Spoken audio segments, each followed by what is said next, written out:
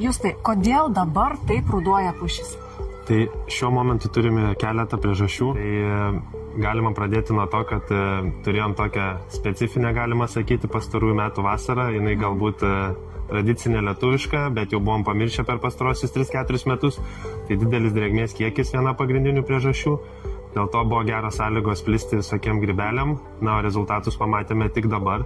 Dėl to, nes per visą vasarą jie vystėsi, o kas nepadarė profilaktikos darbų, tai būtų purškimas vario preparatais arba pesticidais.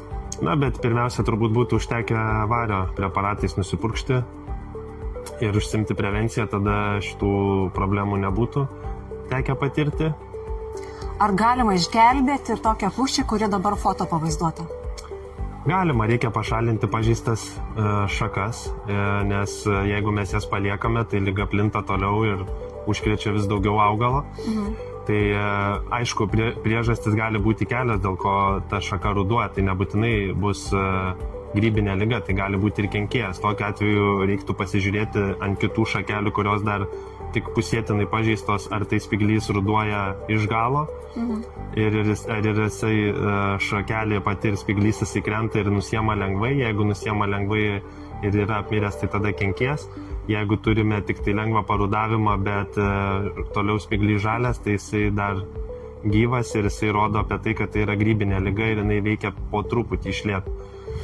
Tai bet kokiu atveju augalą galim išgelbėti, reiktų pašalinti pažeistas šakas, jau jeigu jos visiškai negyvos, ir panaudoti šiek tiek cheminių preparatų.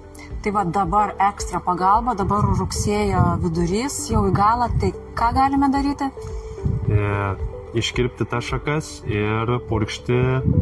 Tai paprastai mėgėjiški preparatai nelabai veiksmingi būna, taip?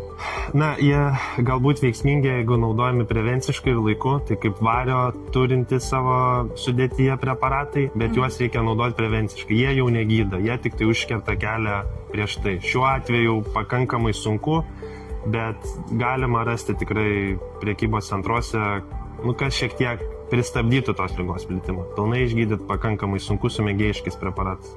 Tai kviečiamės Justą ir išgelbės.